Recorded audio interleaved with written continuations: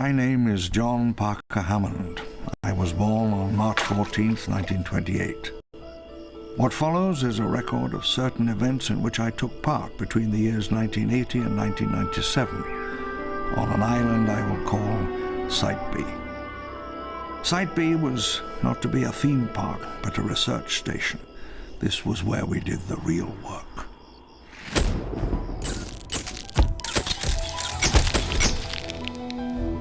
By 1989, International Genetic Technologies had succeeded in their design to genetically recreate the dinosaurs. It was an unprecedented accomplishment, the pinnacle of 20th century science, a work to rank with the achievements of Galileo or Einstein.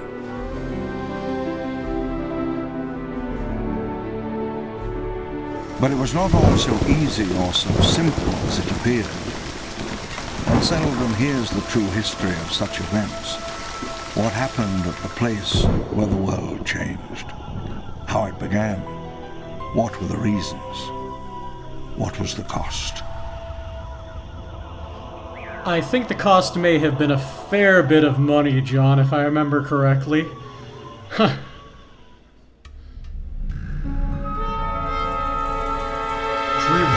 Interactive presents Lord Richard Attenborough, Mini Driver.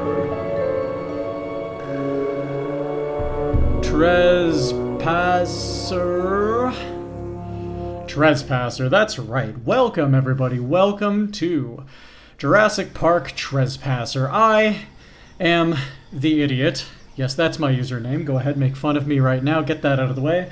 And here we are, playing one of my favorite games of all time. This game is... I mean, what more can you say about it? This game is a giant... well, it's great. It's a big, buggy mess. There's so much wrong with it, but there's also so much right with it. And this is one of my favorite games ever, just for reasons that most people probably hate. You know, there's glitchiness, there's weirdness, there's a floppy arm, there's floppy dinosaurs, there's a lot of floppiness, a lot of glitchiness, a lot of bugginess. The game was released like 90% finished. I myself am a big modder of this game, although I've never actually finished anything I've made, but that's beside the point. Anyway, this is based on one of my favorite movies of all time, Jurassic Park. Probably my favorite movie of all time, actually. And you know what? I'm just going to get started right now because I have a lot to rant about this game. And yeah, let's just get started, shall we?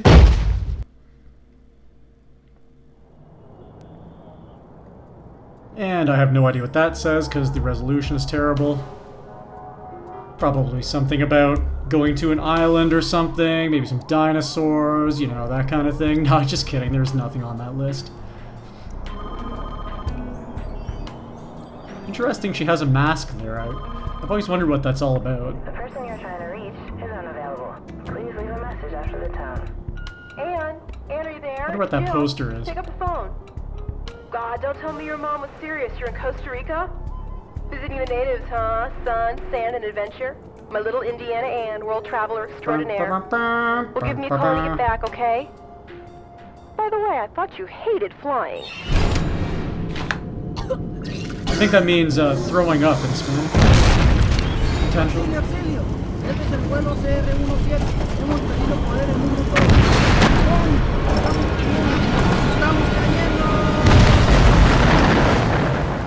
And everybody died, the end. Just kidding. Wouldn't that be a funny ending? Alright, and here we are. First level. The beach. It's called be.scene for those of you who are interested in the technical details of this game, which I'm vaguely familiar with. I'm not going to bother with any of this tutorial garbage. You know, there's 15 other playthroughs you can watch of this game online. Probably more than that. If you're going to watch somebody else and you don't like my incessant ranting, I would recommend Shadefire. His channel is fantastic. And also Research Indicates made a really good, really high production playthrough of this game that you can follow if you really want an introductory run. But this is not going to be one of those. This is going to be a run for somebody who's played the game probably 20 times in my life. Well, I mean, let's just get walking, and I'll start talking as we go. I'm sure I'll have plenty to say. The controls in this game are very, very strange, just to start off. You're supposed to use W to go forward, and I'm pretty sure S is walk, and space is, or not space, Q is to jump.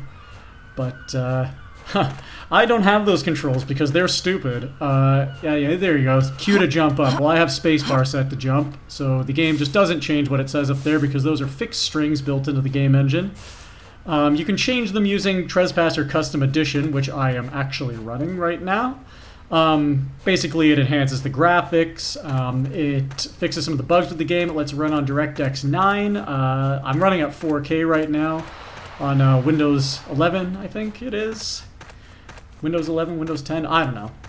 And yeah, it just runs great. If you have not tried it already, I highly recommend it. Foundation, maybe. A foundation, maybe. I wonder what this could be. I wonder if it has anything to do with Jurassic Park, considering the title of the game. Anyway, here's the wobbly arm of the game. A lot of, again, very jiggly. You can see my wrist here. It jiggles a lot. You can clip it into your arm there if you try hard enough. You can even shoot yourself if you really try. There's my famous breasts. I'm not going to comment on those further because everybody who's played this game before knows about them.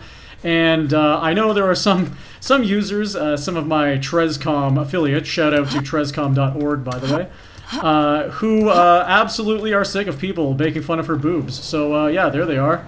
They're going to be down there, my health meter right there on the left, the tattoo. It fills up red as you die. Over time, actually, that tattoo and her whole body changed as this game was developed. Early builds of the game, she's like this weird, like, blocky thing. In fact, if I cheat, which I can do here, we can take a look, and there she is. That's our player right there. She is a torso, not much else. So you can see this thing that I picked up here. I think it's supposed to be a fire axe handle. It's just like floating in the air. Also, I'm really short. She's kind of like doing that thing where she has her shoes on her knees, I guess. I don't know. In any case, whoa, and we're clipping into the ground. There we go. For those of you wondering how I did that, that was Control F11. That opens up the cheat menu. There's a whole bunch of cheats. Again, shout out to my friends at trescom.org if you want to do that and learn the cheats yourself. You can even contact me. I am on the Trescom website. My username is TheIdiot, so go right up ahead, hit me up, give me some spam mail, show me funny things, come make fun of me, I don't really care. I'm just here to hang out, basically, play a little game, have some fun, you know, ignore all of the tutorials that this game is giving me. This thing over here, actually, this is the jungle gym, as we call it, nicely floating right there. Actually, there have been a number of fan patches. Most recently, there's one by that Xeno guy. Definitely recommend checking that out. It's very nice mod. I sound like a certain American politician. It's a very nice building. Absolutely fantastic. You know, it's the biggest building. I'm gonna stop that. I'm gonna get in trouble, and I'm sure you guys didn't come here for politics. You came here for dinosaurs and glitches and boobs. And we're dead. Look at that. Off to a rip-roaring start. I've killed myself already. Give me 1 second. I will come back here with a quick reload, and I'll continue my incessant ranting. Alright, we're back in beach. I am just going to make my way over to the objective.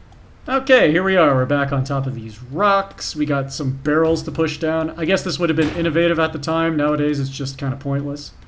Now if we can actually make the jump, there we go.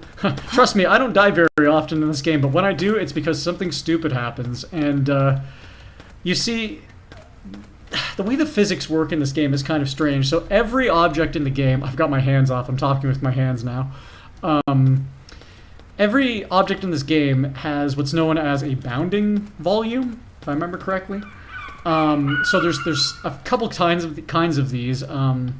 There is the every object's physics is basically a whole bunch of squares. So this object that I'm standing on, this piece of wall here, I know it's kind of, you can see where there's a repeat right there.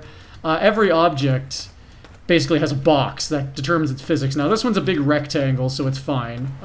It's just a box. It's a box and it has a box for physics. But objects that don't, that aren't square, and of course every object here is square, These barrels, for instance, right? Well, the barrels are a bad example, but say I wanted to make this barrel round, right? I got to use a whole bunch of squares, basically, large rectangles to almost form a circle. I'd have to probably use, I don't know, 8 of them to form a circle, to make a circular shape, because you can only have squares as your physics in this game. So, yeah, the way it works is very strange. You start getting, if I can go, maybe that tree right there has funny physics, if I remember correctly. Going down to the funny physics farm, almost died there as well. So if you go over to this tree here, you will see what I mean. So this tree, obviously, you know, it's not square. But if I walk into it, boom, physics. I'm hitting some physics here. Boom, look at this. There's more physics. There's physics everywhere. Boom, look at this big physics right here. I can't even go here. You can see my arm clipping into the tree. Because this tree is a rectangle for all intents and purposes. If I use the bones cheat, you can actually take a look here. And you can see the physics that make up my arm. We can even look at my legs, which are also a box. You can see that rotating box down there. That's my feet. Yeah, so, whoops. Basically, there are some weird things that come from that.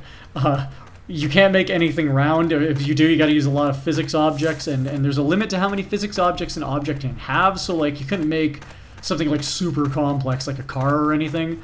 You couldn't make clones of that. You'd have to copy and paste. Must be one of the offshore islands. Coco's one of the Cinco Cinco Muertes, maybe. Sorry, I won't do that voice again. Anyway, there's me knocking down that gate, which just doesn't have a magnet. Here we have a gun. Heavier than I thought. I did contemplate playing the game without guns. I like to do this thing I call the Trespasser challenge. I can't remember where I originally read about this. But the goal is basically you have to kill every dinosaur, but you can't use guns. But I'm going to die a lot if I do that, so I'm not going to do that. I'm going to play the game normally. 6 left. Take a couple of guns here. The controls, as I mentioned, they're weird. You can like rotate your wrist around. Look at this. I can even like if we go like this, and then we do this. I'm hitting like 4 different keys to do this right now. Look at this. Check it out. Boom! Shot myself. Right in the femoral artery there. I'm probably going to die. But it's fine. Nothing bleeds in this game. So here we have this gate. This sometimes doesn't open. This time it's going to. It's kind of clipping into the ground. Maybe if there's a phone line or a radio. We got a baseball bat here. We can walk up. We can do this. So there's this misconception in Trespasser. Okay, as much as some of these other playthroughs of this game are pretty decent, probably way better than my shitty playthrough is going to be. They seem to neglect melee weapons. All of them say, oh, well, melee weapons have their damage set to 0 because the developers couldn't figure out how to stop them from killing the player. Well, that's actually not true. Melee weapons have mass and physics, like every object in Trespasser that you can pick up and move. It's just that some melee weapons are just complete garbage, and you can't kill anything with them. This bat is actually fucking awesome. This is a kick-ass weapon right here. Yeah, you don't want to use some of these melee weapons, but that leads to a lot of misconceptions with Trespasser, actually. People thinking that melee weapons are just completely useless. They're not. You just have to know how to use them. Some kind of... And Anne's about to go on a nice rant here, so we'll let her rant. International Genetic Technologies. Probably more interesting than anything I have to say. That was the company from the dinosaur trial. After the trial, that old guy, John Hammond, wrote a book. He said it was somewhere in Central America. My name is John Parker Hammond. I was born on March 14th, 1928. Oh, no. Oh, God. This is Site B. This is John Hammond's Lost World. So you can see me here kind of goofing around with this bat. I tried throwing it in the air to catch it, failed catastrophically. But it didn't kill me, which I think the misconception that melee weapons do damage might have done to some players. But no, I'm fine. I'm just walking, just strolling through the jungle. There's a Mercedes Unimog over there. There's like a gun on top. A Nobel Prize or a financial empire waits somewhere in a darkened room, in a dirty, derelict building, somewhere in the Pacific. Alright, just gonna give these boxes a push here so we can skip the little valley there. Now there's some dinosaurs down there, some brachiosauruses. Music. gonna go. He really did it. The non-copyright infringing Jurassic Park music by Bill Brown is the composer for this game. I don't know what else Bill Brown did, but what I do know is that most of the music in this game is non-copyrighted. I've actually heard it in other in other media, like the old show. If anyone ever watched Fear Factor, I remember I've heard Trespasser music on there a few times. Back when I rewatched it during COVID. Yeah, this game, it does have a good soundtrack, but it's mostly stock music from what I understand. There's actually a really good mod for this game by my friend Draconosaurus and co. I guess in academic terms that would be Draconosaurus et al. Called Jurassic Park Dark Secrets, and if you've never played it, please play this mod. It's fucking fantastic. It's probably one of the best mods for the game. I will go around hawking all of the mods I love for this game because there's like 3 million of them. Stupid idea. They're probably out drinking right now. And who? Wonder who her friends were anyway. Jill, I guess. What was I talking about? I've forgotten completely. Anyway, here's a baseball bat since I lost mine. Can't even remember where I lost that. You can see where my brain is right now. And generally, my brain is not in a particularly interesting place anyways, so... in any case, here comes our first friend of the game. We got Mr. Tribe A Velociraptor here. He is going to try to kill us, and I'm going to kill him with my baseball bat, like this. There we go, dead. See, again, I've seen a lot of playthroughs of this game, and every playthrough they say the melee weapons are useless. Well, they're not. It's just that it's the way you use them. You have to almost... I like to call it interpolate them, which would be clipping it literally physically into the dinosaur's hitbox. It's okay, buddy. You'll be fine. But you can actually kill them just with the mass of the weapon if you move it correctly. If you hold down the attack button, which for me is left mouse, she kind of swings it, and it's the way you position it almost makes a big difference on how much punishment you'll dish out on our friend Mr. Dinosaur here.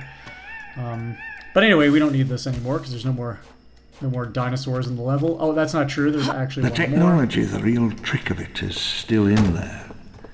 In a darkened room in an empty building with a dirty floor, it waits. The flashpoint, the origin of Jurassic Park. A forest this wild, this unknown, has not been seen by any human since the great hunters of the early Pliocene.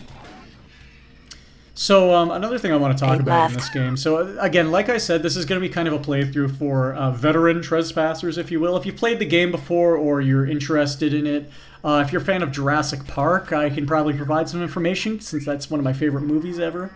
And I did make a mod. I was working a while ago on a big mod for this game called Return to Jurassic Park, which took place on Isla Nublar.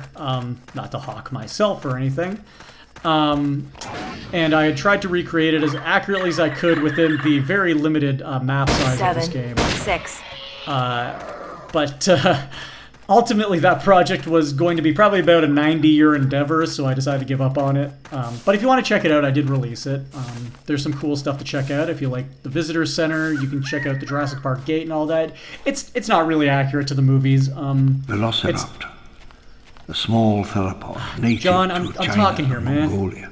Give me a break. Pack hunter, quite vicious and... Come on, man. Let me just have my verbal diarrhea, please. So yeah. This was the place. This used to be just an urban myth. Yes, it used to be just an urban myth. I know. Anyway, I was saying, yeah, if you want to check out a mod for Trespasser, which recreates Jurassic Park, the original island, you can play that mod. It's all right. Considering I made it, I better give it like a decent reputation. But it's not finished. It's just you can kind of fly around again. You're gonna have to use the cheats that I used in the game, which again, that's Control F11 to bring up the cheat screen. Anyway, here we are at the monorail terminus. I wanted to talk a little bit about the early builds of this game, since it's something that rarely gets touched upon. Beach, this level here, originally, according to the developers, would have actually ended over, I think, that bridge that we climbed up. No, it was a gate. It was one of those gates right after the beach. Now I'm talking with Anne's hands. And I'm just pausing here to kind of think about how best to explain this. The developers originally had a very different version of what they were going to do with this game. They wanted to make it sort of a survival horror game, which it kind of is, but in later levels it turns into like an action shooter. They really wanted to make this into a survival horror game. Maybe in the vein of Dino Crisis, I'm not totally sure. Where there was a lot of puzzle solving, a lot of enemies that were going to be hard to kill, very few weapons.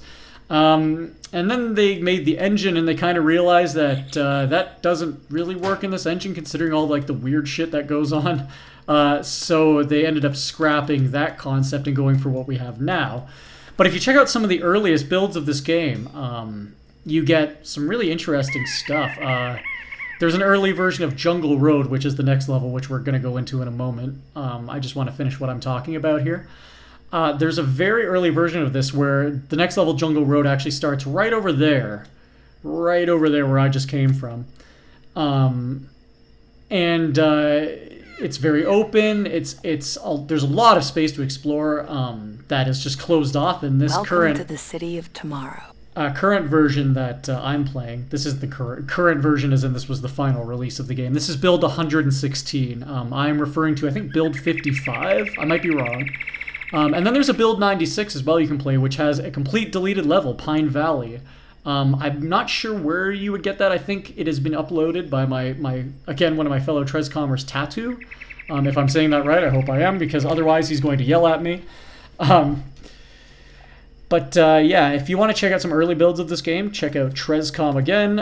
By the end of this, I'm going to owe Trescom a lot of money for giving them such a what would you say, a public service announcement. I don't know. Anyway, this was Beach. This was a fun level. Not really. I don't really like this level. It's a nice introductory level, but I am much more a fan of the next level, Jungle Road, which we will be playing in a moment. Just make this jump, and I will see you in the next video, provided I haven't driven you completely insane yet with my verbal diarrhea. This is The Idiot, and thank you guys and ladies for tuning in. I will see you in, well, maybe about 20 seconds.